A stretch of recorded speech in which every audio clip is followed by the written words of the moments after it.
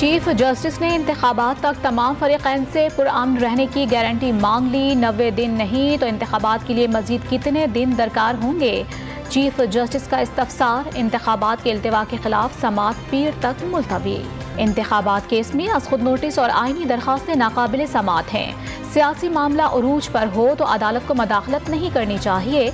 Justice Yahya Afridi ने तहरीरी note जारी कर दिया।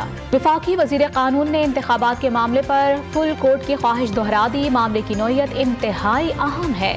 4 जजेस के फैसले से साबित हो गया कि पिटीशन खारिज हो गई।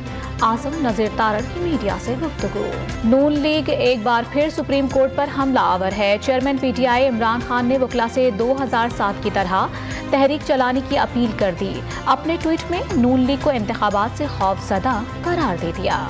आइन शिकन का खिताब मिलने पर जजेस की तौहीन किसने की? मरियम नवाज का इमरान खान के ट्वीट पर रद्द अमल। अदालत के बाहर ट्रक खड़े करने और जस्टिस मुजाहिर के सामने केस लगवाने का ताना भी दे दिया। मर्दान के इलाके जहांगीराबाद में सीटीडी और दहशतगर्दों में झड़प, फायरिंग के तबादले में एक एहलकार शहीद, दहशतगर्द भी हलाक। और कराची के इलाके पापोश नगर पुलिस की कार्रवाई, 2 मुल्जिमान गिरफ्तार, 12 लाख रुपए मालियत के 50 मोबाइल फोन बरामद।